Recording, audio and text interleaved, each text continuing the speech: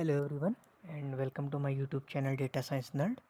So today we are going to discuss a very important topic which is often asked in interviews. Basically it's a type of theoretical question. So basically interviewer asks that what is the difference between SQL and NoSQL? So I hope you might have heard this question very frequently and you might find this interview question in many like interview guides, cheat sheets and some interview question booklet as well. You will find this question very common. So let's understand basically the application of it, not just theoretical theory that you can by heart and just explain it in the interview, but let's understand what is the actual meaning of it, okay? So let's see. First, when I say that SQL and NoSQL, so actually remember one thing that both are database management system only. But how do they differ actually? They differ in their structures. They differ in their functionalities. Okay, they differ in their use cases. So let's talk about one of it. First, let's say talk about SQL. Okay, let's talk about SQL versus NoSQL. Okay, this is our question. So let's say when I say that SQL, right? What do you mean? What do you understand that SQL is what? See, first of all, the structure of the data in SQL is structured data, okay? Structured data, okay? The second thing is these are the relational database. That's why you might have heard that they are also called as RDBMS, Relational Database Management System, because SQL is a database management system, right? DBMS, and it is relational in nature. That's why we call it as relational databases, okay? So they are relational in nature, relational data, okay? So you can note it down. If you are a fresher, right, you can note it down. If you are already experienced person, you can just directly watch the video without noting it, okay? The third point is very important point. You might have heard about the acid properties, right? Acid properties, have you heard it? What is acid properties? Atomicity, consistency, isolation and durability, okay? I hope you have heard these properties, and you have not heard these properties and don't know what are these. You have a homework. Just go to the internet, search what are acid properties, and don't just learn the definition. Just learn the with examples that what is the meaning of atomicity, what is the meaning of consistency, with with with data in your hand, right? With the example of data, so that you can understand it better, right? You don't have to like by heart it, right? So the next point is it is scalability, okay? What do you mean by scalability? So scalability basically means, let's say you have like these types of data which are stored in basically servers, right? The data you are going to store in servers, right? So the thing is, once you are going to like increase your data, right? So let's say your SQL database are going to increase, right? What is the actual application of it with relation to the like memory capacity where you are going to store the data, right? So it means that you are going to, there is a single server, this is a single server, okay? Now what you are going, let's say this server is of 100 GB, okay? Now once your data gets increased, now what you are going to do, instead of this particular server, you are going to use another server which is of 200 GB data, okay? Now you will not use this particular server, but you will use this particular server for higher memory so that you can store more data. So these type of scalability is called vertical stability, okay? Vertical scalability. See, I'm explaining you very like in-depth concept as well. These types of concepts like nobody explains, right? I'm just going in depth of everything so that even who are freshers can go through this and they can easily learn all these things, okay?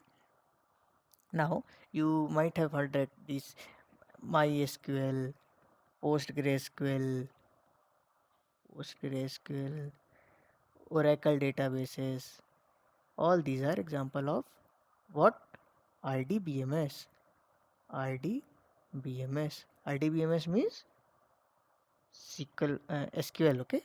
Database Management System, relational databases. So this is about SQL, okay? I've written 5 properties. You can just note it, okay? I'm just clearing this board, okay? Because I'm moving to NoSQL. Okay. So let's talk about NoSQL. Okay. Okay. When I say NoSQL, what do you understand just by the word? So SQL means SQL. When you talk about SQL, what we understand that it is related to structured data. Okay. But when we say NoSQL, it is mostly related to either unstructured, either unstructured or semi-structured data. Semi-structured data. Okay. Second point is, can you tell me what will be the second point? So there the data is a relational in nature. Okay. Here the data is non-relational in nature. Non-relational in nature. Okay. So can you tell what is the meaning of it? Non-relational in nature means they cannot fit into tabular format schema. Okay. Tabular format schema. So like in SQL, right, we can fit that in tabular formats. That cannot be applied here. Okay. That is the meaning of non-relational in nature. Okay. So now tell me, have you seen that scalability, right? So there is a property called cap theorem. So I'm explaining you. So these are very in-depth concept. Okay. Like most of the, you will find that most of the teachers, they will ignore these types of things. Okay. So cap theorem basically means, it means consistency, availability, availability, and partition tolerance. Partition tolerance. This is the cap theorem. Okay. So what basically, I'm just explaining you cap theorem because see, these NoSQL databases, right? They handle a very large volume of data, very huge volume of data.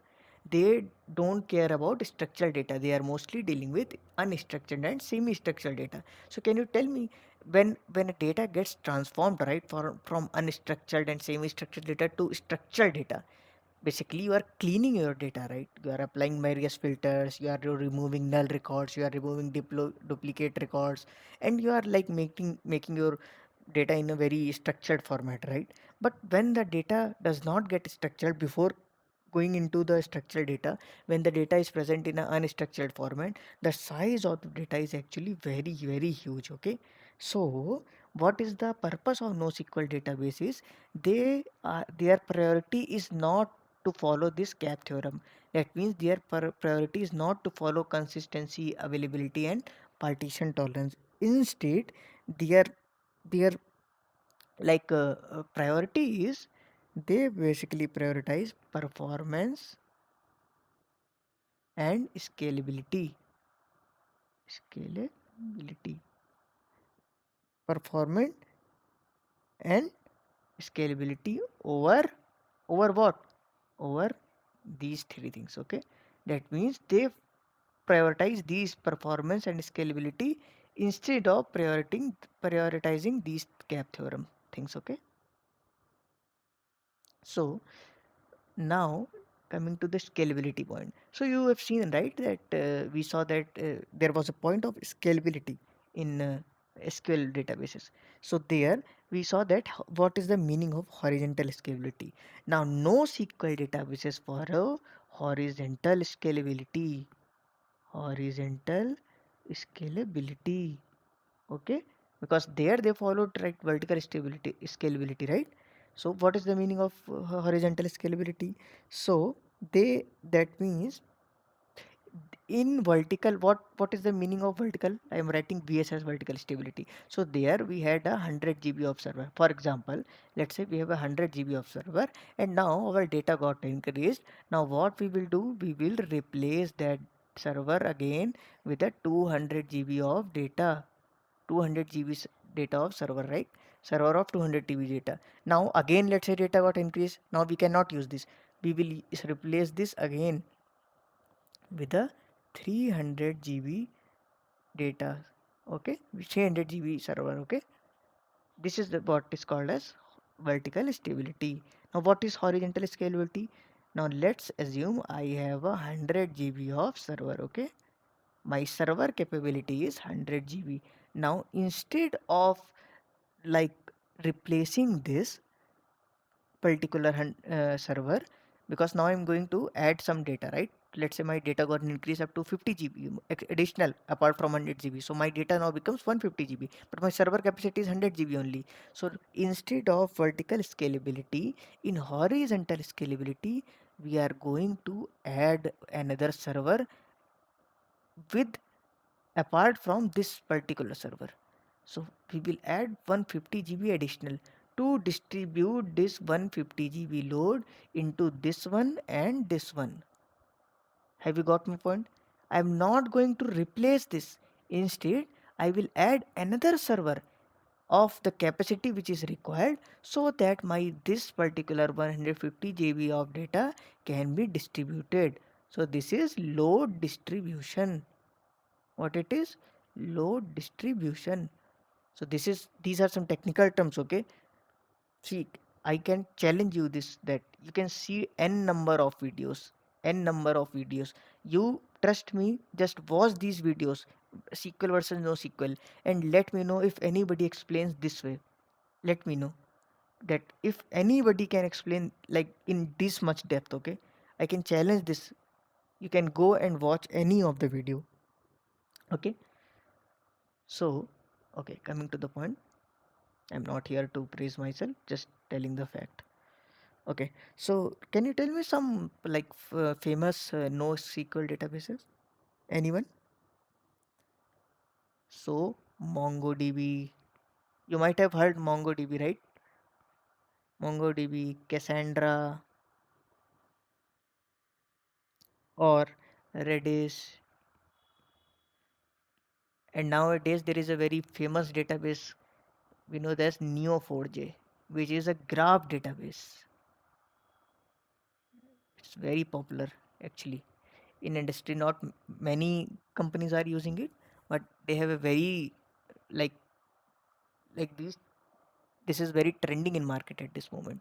So in case you want to know about graph databases as well and you want a separate series on that, please let me know, because my like latest project was on a graph database. So from past like 1 year I learned a lot about this graph databases Neo4j.